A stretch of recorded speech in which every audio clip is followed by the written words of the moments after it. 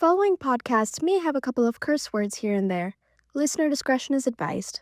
Hello, everyone. Welcome to Eyes On. Thanks for tuning in today. Today, we have a longtime friend of the podcast. I think just friend of Retrofit. Yeah, friend of ours. because you didn't even know this thing exists. Nope. Yeah, this will be anyway. Longtime friend of ours. Lisa Schwartz. Yes. You may know her on YouTube as Leasebug, but you may also have seen her as an actress, most recently in Abbott Elementary, I think. Yeah, I think she's had some stints there. Quite a few other things, but she's lovely. She's funny. She is an actress, influencer, comedian, mother, Yeah, recent mother. and just all around lovely person. So Yeah, stay tuned. we're rolling now. Oh, we are. Yeah. Hey guys. Hey, guys. Welcome. Here we are. Here we are. And as discussed, here's Lisa Schwartz. Oh, wow. She's here with us now. Who's not just Lisa Schwartz anymore. Yeah, that's correct. You are now married. I'm a married woman. I've been hitched. So wait, but did you change your name? I did, but I don't like. Oh, not your it's a I'm still secret. in denial It's a of secret. this marriage.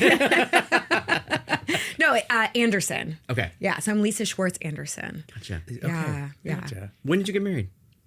Oh God, all these questions. Yeah, we just grilled started. you, and we haven't seen you in a while, so we've been really covering. I got married like during COVID, kind of like there was like a downswing in COVID. So I've been married for like 5 years, I think, and now I have a kid who just turned 2.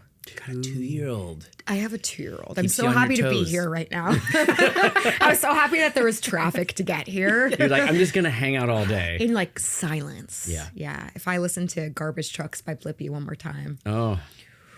You know what, though? It doesn't stop. I have an 11-year-old, and Yeah. now it's K-pop Demon Hunters all the time. I hear that's the thing. It's the now. big thing. Yeah. Yeah. But I heard it's actually really good. It is really good. Yeah. It's really fun. I don't know if I need to hear the songs Every every day day, on every repeat. car ride, Yeah. all the time. Correct. Speaking of K-pop Demon Hunters. Speaking of K-pop Demon Hunters, and we'll back up a little bit, like you have some experience on YouTube. Yes. Yes. in fact, would you say that's where it all kind of That's where started she for all you? began. Yeah, that's where it all began. Yeah. Yeah. I didn't mean to. It just happened. Okay. Oh, really? Yeah, Tell yeah, me about yeah. that then. I don't Yeah. even know. I went to college at UC Irvine. I grew up here in LA. I went to college and studied theater. So I was always a theater kid. I always knew I wanted to be an actor. Like that was it for me. Anteaters, right? Anteaters. Zot, zot. Zot, baby. Yeah. Wait, how do you know that? Well, Did you Todd's- say Zot? Zot, Zot, zot. zot. That's what an school anteater cheer. says, I guess. Yeah. That's the sound an anteater makes. Zot, zot. And that's the school mascot of UC Irvine. How do you know that? So my partner's nephew came out looking at schools, and I don't know why UC Irvine was on his list, but we went down there, and Yeah. he was like, I don't know if I can be an anteater. I know. And that was his big thing. He's like, oh, I love the campus. It's Yep. great. Yeah. It's But got it's my major, embarrassing. but God, yeah. anteaters. So he stayed in the Midwest. Good So for much him. cooler. He made the right choice. You know, UC Irvine now is like a really great school. Like it's really hard to get into. So Yeah, it's whenever really I- competitive. Yeah, whenever I tell people, they think I'm really smart. You're like, just don't tell you the year I graduated. when it wasn't really exactly. That. Whew. Yeah. So I studied and then I came back and I was like, I'm gonna do this. I'm gonna do this acting thing. I was doing like LA casting, Backstage West. You know, when you got that, you just get the papers and Yes, like, yes. all the thing. And I like auditioned for Comedy Central, a pilot they were doing, and the pilot was produced and written, created, and directed by the Fine Brothers. The Fine Brothers were like one of the pioneers of YouTube content creation before content creation was even a thing, before people were making money on YouTube.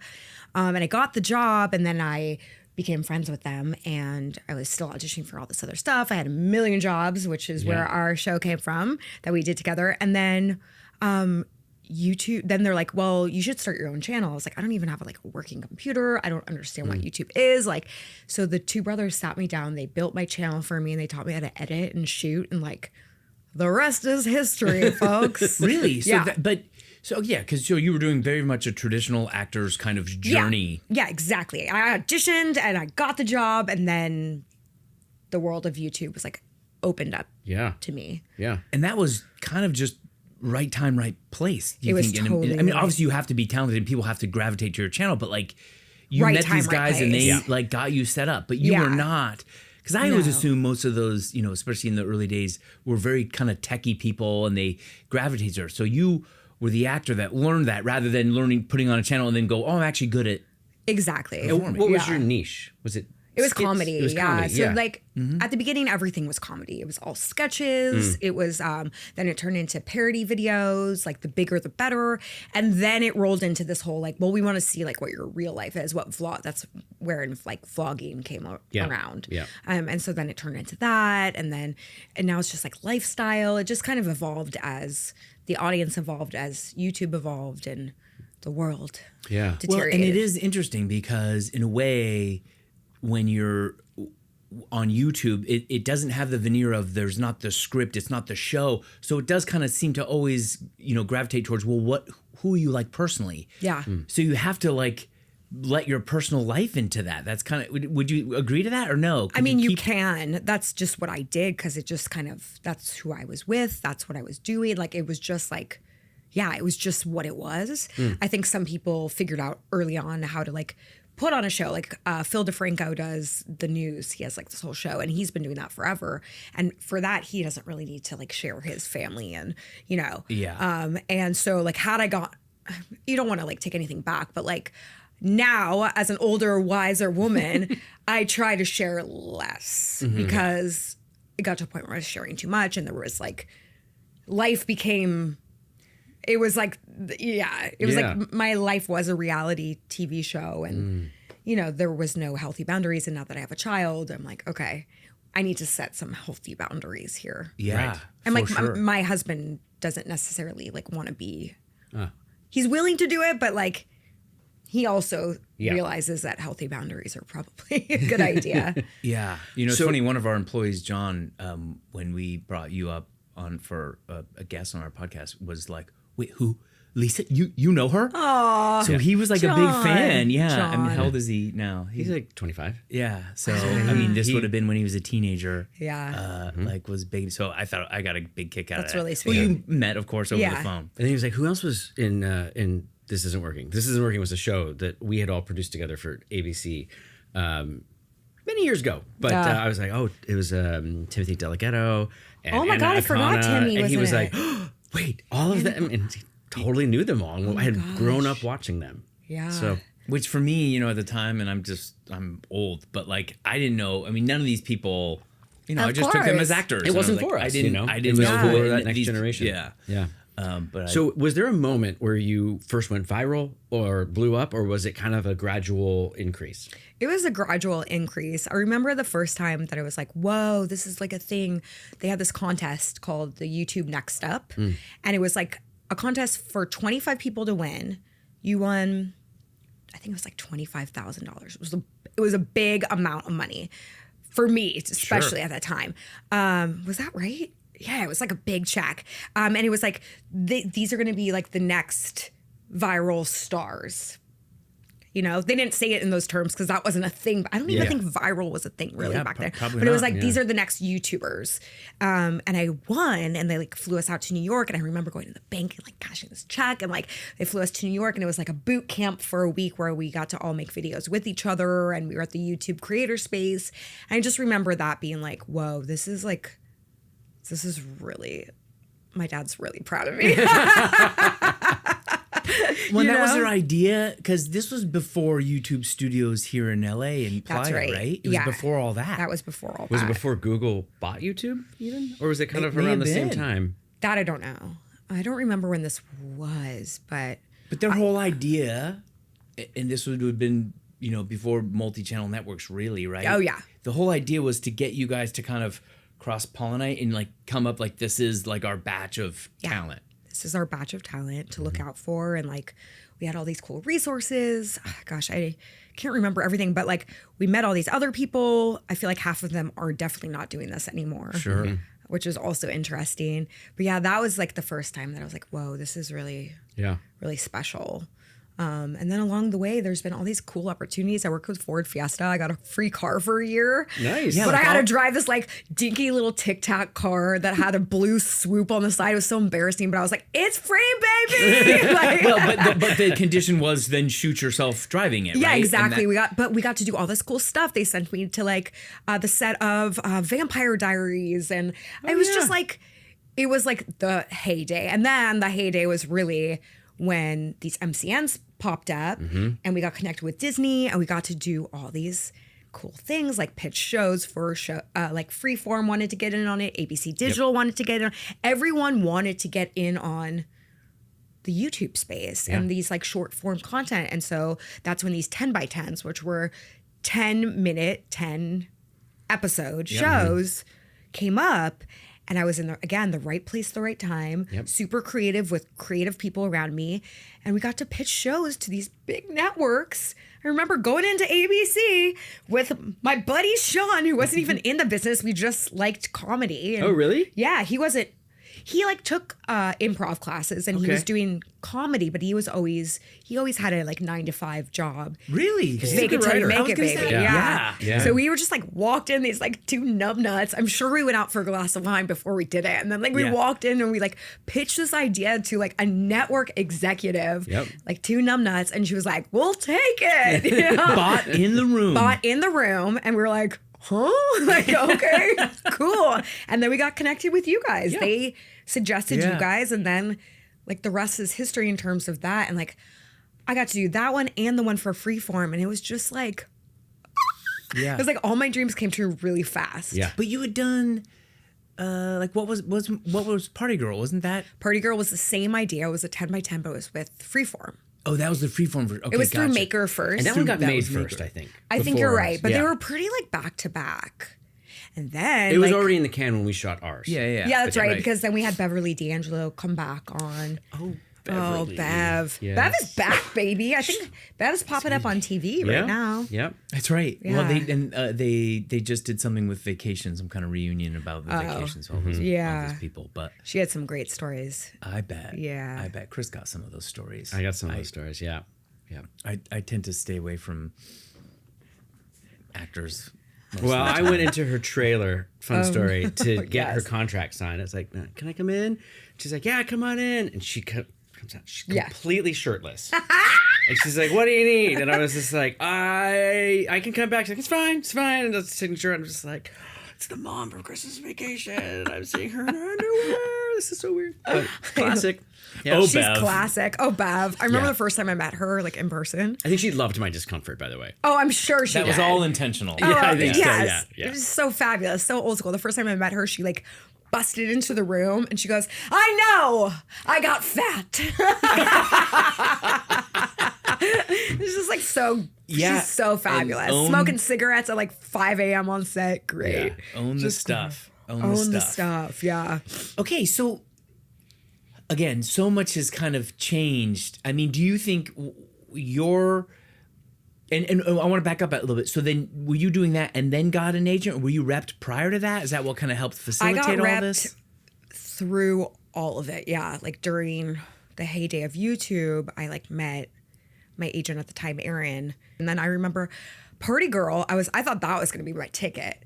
I remember going out for drinks with Newman and him being like, they want it. It's going to TV and it's going to TV with you on, like, you're gonna be face on the billboard. And I was like, oh my God.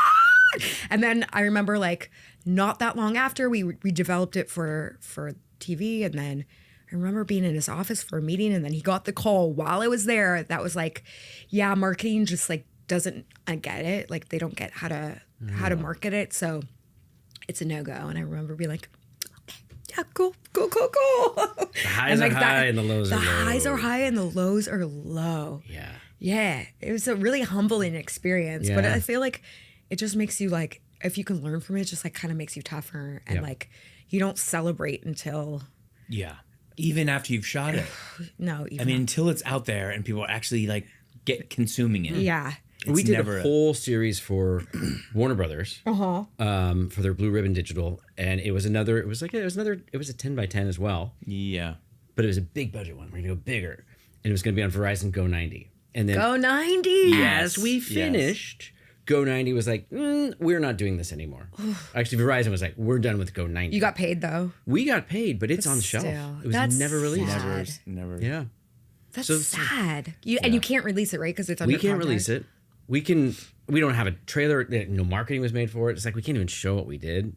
So it's just a bummer. But also for all the actors, you know. Bummer for all the actors. It was a big animal show, so I feel bad for all the animals that will never. I kind of be remember movie that. stars now. Yeah. Does that kind of sound familiar? They've retired. The marketing, though, that I mean, that you touch on that, and you know, obviously, you know, we all have these kind of processes, but as an actor, there's just so much more of a kind of emotional component of it, and when you realize something doesn't go through, but it's something because marketing can't.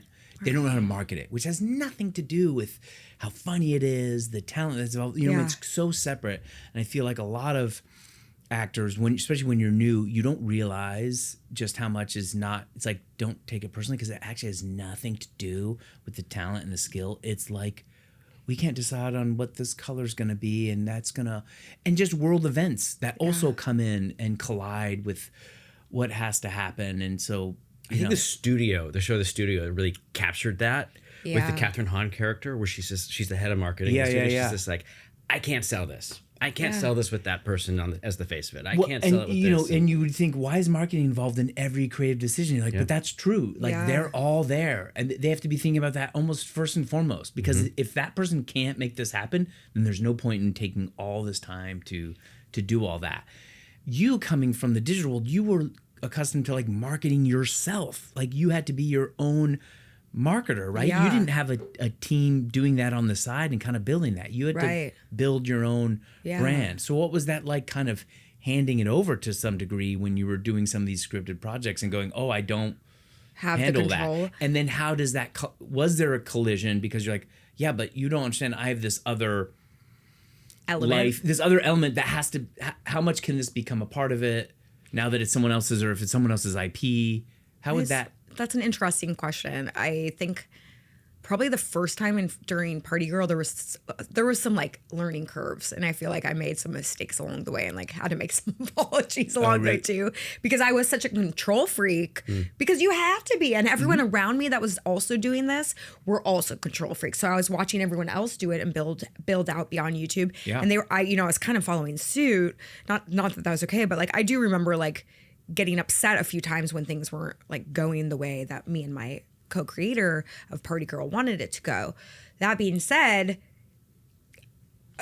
you can't get bigger without the help of others. And I think I learned that like, oh, what a great opportunity. Yes, I know what I'm doing in my small world, but the only reason why I'm here now is because I have the support of these bigger creatives. And so I think we ran really smooth. I don't remember there being too many bumps. I don't, but I black it was out one of a the lot of best stuff. professional So. experiences. Yeah, me too. of my I black life. out everything. I don't remember that anymore. No, it was we had Ty Clancy was our director. Ty was and awesome. He just like knocked it out of the park. I felt like you guys had a really good groove in what you were doing. Well, going back a little bit to your time as an influencer, which I think that word wasn't even used. Then.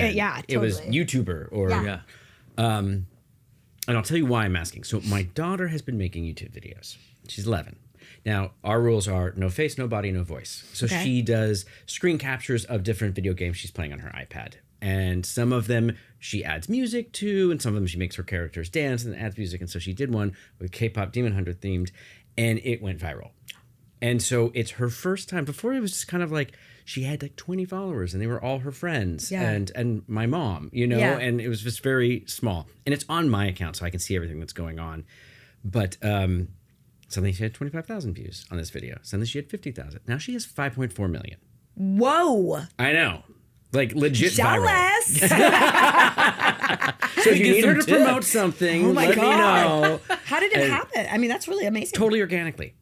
Shares, comments, people, you know, it just, she made it at right place, right time. right Did place, you right explain time. what she did? So she took her characters From what? From on Roblox and had them dress like the characters from K-pop Demon Hunters, and then did like a gender swap thing while they danced and put the music to it. And so instead of the Saja boys, it's the Saja girls, and it just hit. Yeah. And I don't understand how it hit. I don't Okay. think anybody understands why the algorithm says like yes or what it is, but obviously it hit a nerve.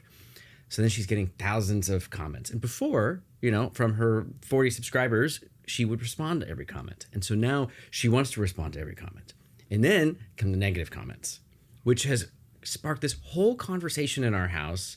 So a little bit of advice from you of the types of things that maybe you have had. Did it ever bother you? Did you read all your comments? Did they get to you? Did you ever push back, or I don't know? What are your thoughts on it? I mean, it's really hard even as an adult to get a bad comment. Yeah. You could be as like mature as you think you are, but like, why do the bad stuff really does stick with you, and all the good ones are like, okay, cool, and like, Yeah. you know, like, You don't even know they it's- happen. I mean, I Yeah. think that's just like human. Yeah. She's lucky to have you guys as her parents to like guide her through this. I also like your guidelines for her, the no face, no. I think that's Yeah. really Well, because I- you can't take it back. That's the other thing. Is like, back. and you can't take it back. So Navigating you do that something world. stupid, like it's all there. it's all there. Yeah. I mean, I think for sometimes I don't read the comments, sometimes I do. Some like over the years, they'd really hurt, or I would fall into the trap of like trying to fix everything that people were saying. Like, well, I don't like when you do this. I didn't, but like, you just can't win. Like, No. you just got to know you can't win. The only way to win is to be authentic to yourself and just put out what you're proud of and be confident with that. And that's like literally all you can do. Yeah. Turn off the comments. I don't know. That's ultimately what she did. She did. She was like, I was like, if you're feeling overwhelmed, Take back take your a break. power. I said, take a break, Yeah. right? And so I was like, what are you doing? She's like, I'm posting a video. And it was like, you know, a text video that says, I'm taking a break because of all the negativity. And I was like, so I don't think you need to announce to the world that you're taking a break because of sweet negativity. thing. And then she's just like, fine. But then she just decided to turn off comments. Yeah. And just ignore it. I mean, that's taking back your power. I've done that before where I turn off comments altogether, or I will only accept comments like on Instagram from people I knew that was on there for a long time. It's really just like, in the end, it's like your page. It's yours. Yeah. It's Yeah. yours to do with what you want. And even though you think you need to do it like everyone else, you don't. And if it riles people up, so be it. Yeah. You know? They have the choice. Take it or They leave have it. the choice. Take it or leave it. Yeah. Also, people are like pathetic. I don't know. You just have to like imagine who are these sad people, especially these sad kids for sure, but like the sad adults making some of these comments are just Well, that's the thing is you can see the age and Oh, really? and location and gender of who's commenting and Really? things like that. And yeah, and you're like, I would think it's all kids. They're all like 40-plus-year-olds. There's a You're like, lot. you people. There's a lot. you people. Yeah. I know. I'm just wondering, is how you came up, is that repeatable now? I mean, it's like everywhere. And of course, when that was all going, I mean, I think maybe Instagram existed, but not to what it is now. Oh, I remember the day it started. Yeah. Really? Yeah. I remember like my first post and I was be like, what is this? Like, yeah. And TikTok, totally. TikTok was Musically. Musically? Was it? Yeah, it was Musically. I remember when at all the first. ads appeared. It was during the pandemic, Yeah. like early pandemic. There were TikTok ads everywhere.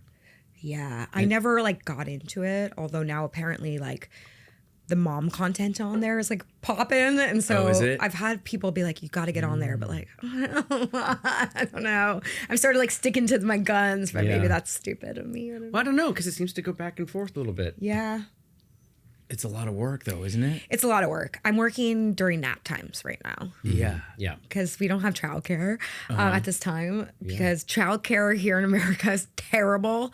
It's so expensive. Expensive. Yeah. So Yeah, you can work full time to pay for your full time childcare. You're like, oh, that was great. I just paid to not be around my kid. yeah, it's so crazy. So once she's starting school soon, like, Yeah. then I'll start to pick back up and maybe do some more. Yeah. Try TikTok. I don't know. I don't know. I took like 2 years step back while I had my baby. Well, yeah. And, like postpartum was like so intense. When you had a traumatic birth, right? and I had a traumatic birth. Is that something you want to talk about? Sure. Oh yeah, I'm very open 'Cause about it. I saw a post and I was like, something's going on there. And I think I sent a comment or anything, but we haven't talked Yeah. about it. I don't Oh, think yeah, Tanner knows the story crazy. at all. So Okay, so stepping back, which is why I stepped back and like I'm just getting back into like the swing of things. I got pregnant and everything was great, and then I had my baby, and then it was like a traumatic birth. Birth in general is so freaking traumatic. Yeah. It's so Oh, yeah. like every woman that I talk to is like, oh yeah, but like no one like tells you that. When- Otherwise how- you probably wouldn't have one. How long have we been doing this? I'm always like, why is this a surprise? I mean, I get when you're know. like you're going through it, but like everything around it, the whole apparatus, like we've been doing this for a long time. There should not be as many surprises There should not be as there many are surprises. every time. Every time. Yeah. And like every woman has like their own crazy story about birth. Yeah. And bodies are insane. But Yeah. basically like I got induced and that went on for 2 full days. Ooh, 2 days. 2 days. Yeah. I went on the 3rd. She came out on the 5th. Dang. And that ended up in a C-section. And I mean, It's they like just all that and then everything. C-section, And then yeah. the C-section, and they were just like pumping me with so many drugs. I looked back at my because I still have so much debt from this too, which is like the messed up part of this. no. But I was like looking back at the bill, and like you could see the list of drugs. Oh my God. And I'm a small person. I mean, they just Well, like, I was gonna say that. Okay, I'm not a medical person. Yeah. but I can look at your stature and go, and bring up like you're small. We see the baby here. A cesarean may be the way to go, but like, are those conversations happening? Like, or is it just like we're gonna do this just as you want to do it, and then I'm gonna tell you at the last minute when you're in a ton of pain and you don't give a shit anymore or we're going to get that we're gonna do that. I mean, is that the MO? I don't Because know. I hear from so many people. I mean, we have our own crazy story, but Yeah. like, it all seemed to come kind of last minute, and you're just like, couldn't you give me? Couldn't we have, I think I even asked at one point, like before even getting induced, like, can we just like have the C-section? But they really push against it. I think medically speaking, they think it's far more traumatic on the body and blah, blah, blah. But like this was far more traumatic, ultimately Yeah. speaking. I think they were, I don't know, whatever. So then C-section, she arrives, she's healthy, she's happy, she's the cutest thing ever. But I'm like, so out of it. So we spend 4 nights in the hospital. After 5 days of already being there. That was 3 days. Yeah. So it's like, 3 it's days. a long event. It's a long time. Yeah. I'm getting like dressed to like leave. I had packed this really cute outfit, and I'm like, oh my God, like my clothes really aren't fitting. Like how bizarre. And my legs had swollen 3 times each leg. I'll show you a picture later. It's horrifying.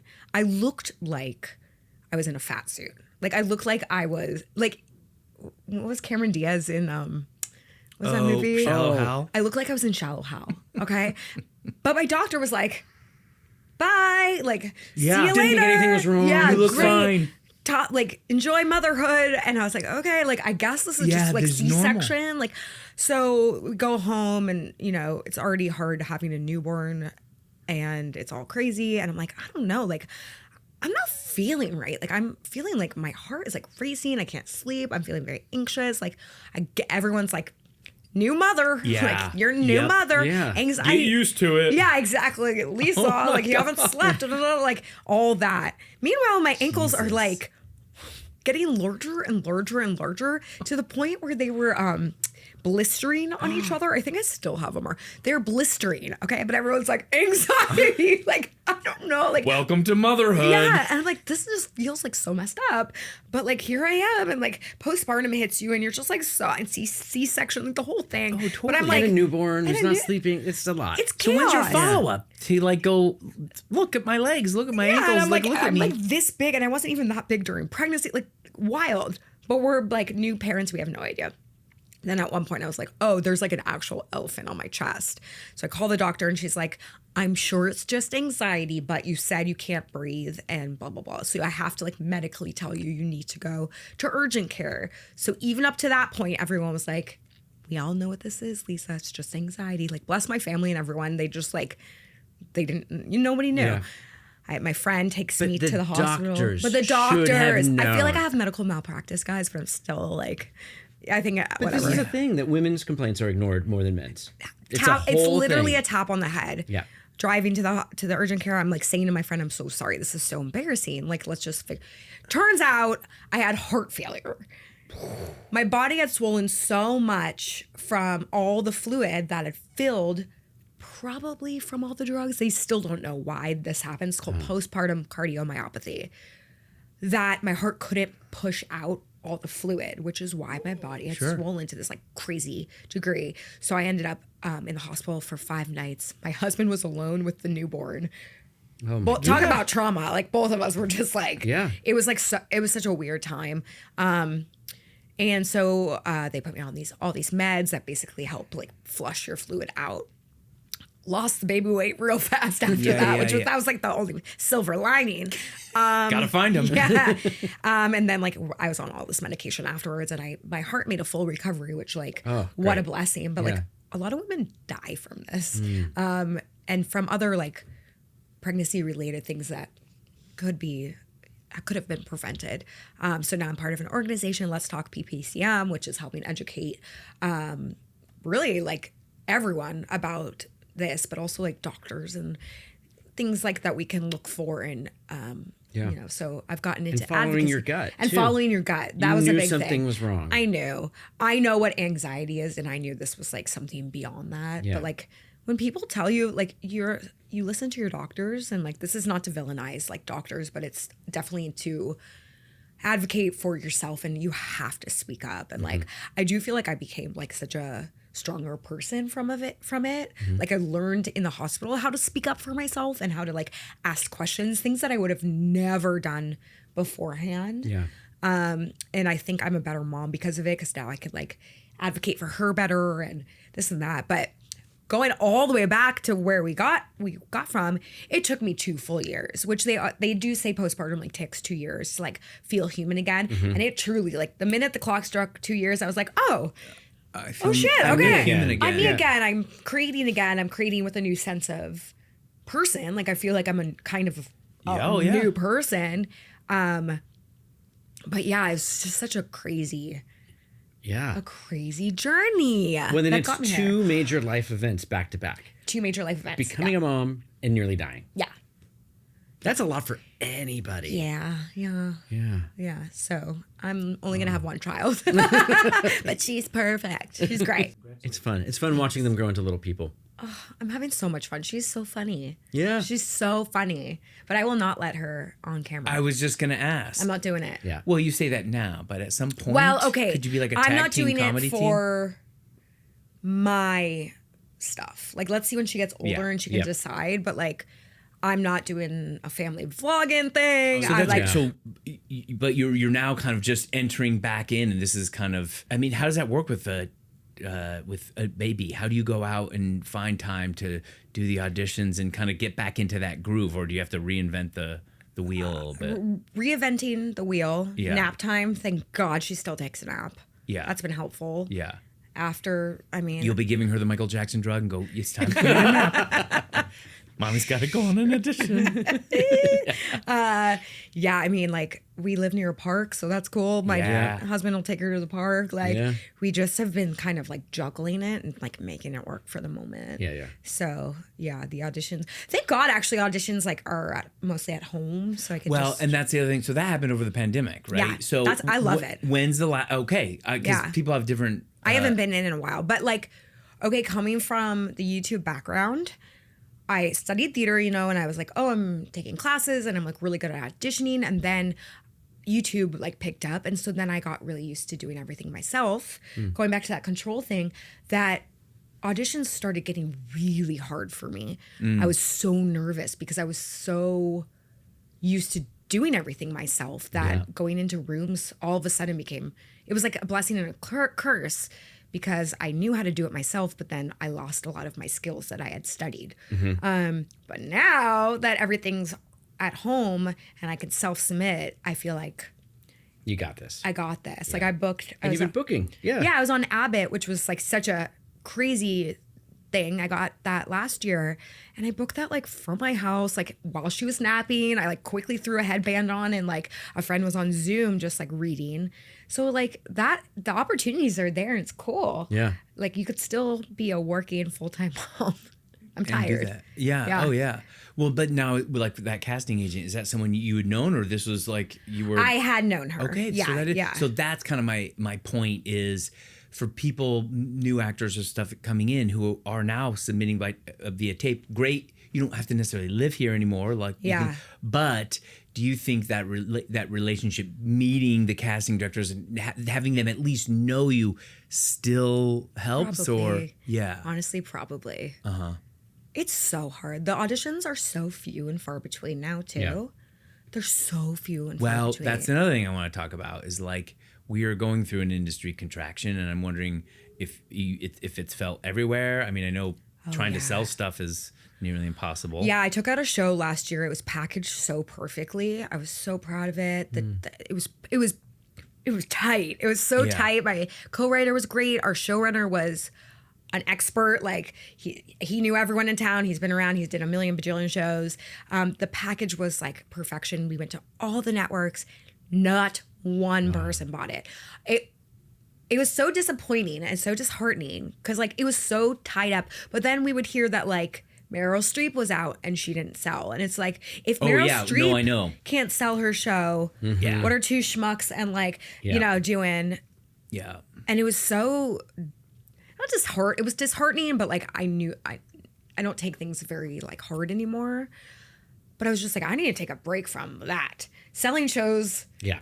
I was like, I'm going to just get back to content creation for a little bit because at least I can be creating. I can be creating, which is where it all began, right? Whereas like I want to be an actor. Well, at least I can be creating while I'm auditioning. So I feel like I'm back in that again where so maybe selling shows will come back around. Well, yeah. That's part of why we created this podcast too. So something to do. Something to do. Things are quiet right now. And energy begets energy though. It really does. Yeah. And we don't get a chance to sit down with people a lot and sit and talk about their craft and what they do. And this has been actors and we're doing a casting director next and we did a music makeup artist and just getting to know people and you put that energy out there. Yeah, because when you're on set, you're on the clock and you don't have time to sit down and really get into it with these people. And like we've worked with some amazing people. Ooh, I can't wait to hear the casting one. That will be a very interesting conversation. Yeah. Just to see how that's changed for them too.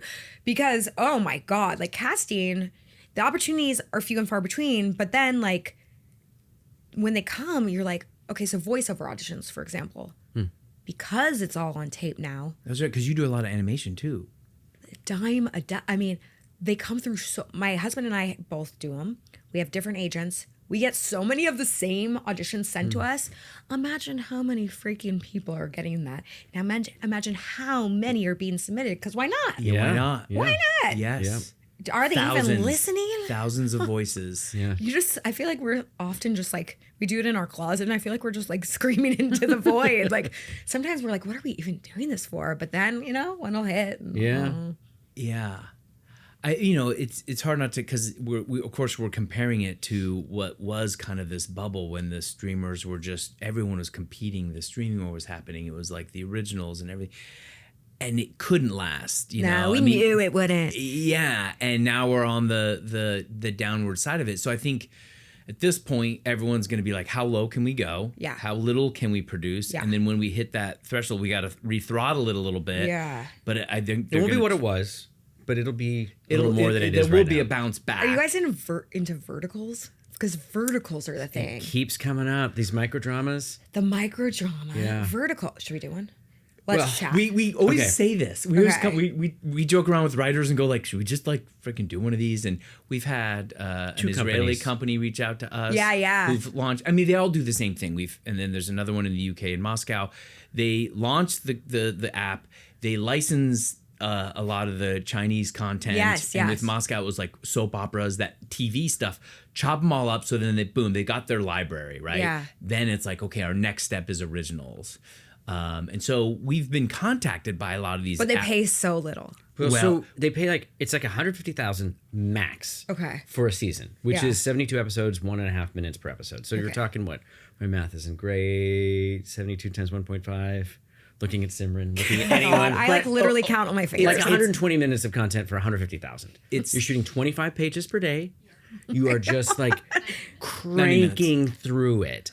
The only way for it to make sense for us is for there to be back end, because then you still have to do post. You got to edit, you got to music, you got to color, you got to sound, like all the stuff. I mean, doing it through one of those companies isn't worth it. I see. Yeah. I'm always looking at job postings, like always. And I see writing jobs for those all the time. I mean, it's like, you know, $5 a script. Like, not that, but you know what I mean? It's like so, but I feel like the only way to, maybe do it is to just like shoot it and release it yourself. Cut that middleman, but then you have to fund it. Or you use it with that, you partner with them. That's what they were talking to us about, is potentially doing co-productions where there's a rev share afterwards. Yeah, or is there like a minimum guarantee? You can go, I'm going to shoot this. Where's the rev coming from, though? It's coming from, have you been on any of the apps? So when you watch something, I watched one called... What are they? Just start watching them. Real Short is one to check and, out. Okay. And they're like the, $500 million one right now. Okay. And you watch it and you say, I watched My Husband Will Regret Divorcing Me. And she's like this food bank worker. The titles are like, clicks, like little... It's all clickbait. It's off like My Werewolf Boyfriend Murdered And my you sister. get the first 5 episodes free, and they're cheesy soap opera, and there's like a hook with each one. And then the next one, you can either watch an ad or you can pay 99 cents and watch the next 5. Okay. And they said people are dropping like $200-$300 a month, canceling their Netflix. There was just an article in New York Times yesterday Washington about Post, I thought. or Washington Post, canceling their Hulu and just dropping money. Wow. Oh, wow. I know. So you Okay. hear that, and you're like, okay, there's a model. How about but, this? like- This is a new pitch. Nobody steal this. Instead, let's do a podcast where we review all the shows. Oh. I mean, that's something. I think Now why that's not? something. Yeah. Or like you live watch Yes. and comment, Yes. like a Mystery Science Theater type of thing. Think smarter, not what is it? Yes. Yes. What's the blue ocean mean, strategy Work to smarter, this? not harder. It would be hilarious because, like, on the one I watched, when her husband divorces her, her mother-in-law says, "Get out." By the way, he paid for those clothes, so the mother-in-law rips the clothes off the woman before she goes out and walks out. I mean, it is dramatic. We're getting the wrap-up symbol. I know. I have It's like, gained weight. Nice. Oh, wow. Okay. Yeah. adapt, pivot. That's the name of the game. Yeah. Anyway, Do or die. Lisa, thanks so much for Oh, a coming real in. absolute pleasure. is Thanks for the amazing. coffee. Absolutely. Yes. Anytime. Anytime there's a coffee machine. But no, thank you so much. A pleasure and an honor. Lisa Schwartz, ladies and gentlemen. We'll have to have you back. Please do. Yeah. For season 2.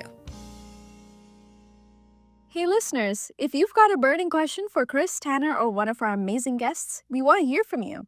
Slide into our DMs at Eyes On Podcast on Instagram, and we might just answer your question on our season finale wrap-up episode. Thank you so much for listening to Eyes On Conversations with Hollywood Filmmakers. Eyes On is hosted by Chris Hanada and Tanner Kling and produced by Simran Porwal-Johnson and Jonathan Mizrahi. The views, opinions, and comments expressed by guests on this podcast are their own and do not necessarily represent the views or opinions of Retrofit Films. This podcast may include copyrighted material used under fair use provisions. All copyrighted material remains the property of their respective owners.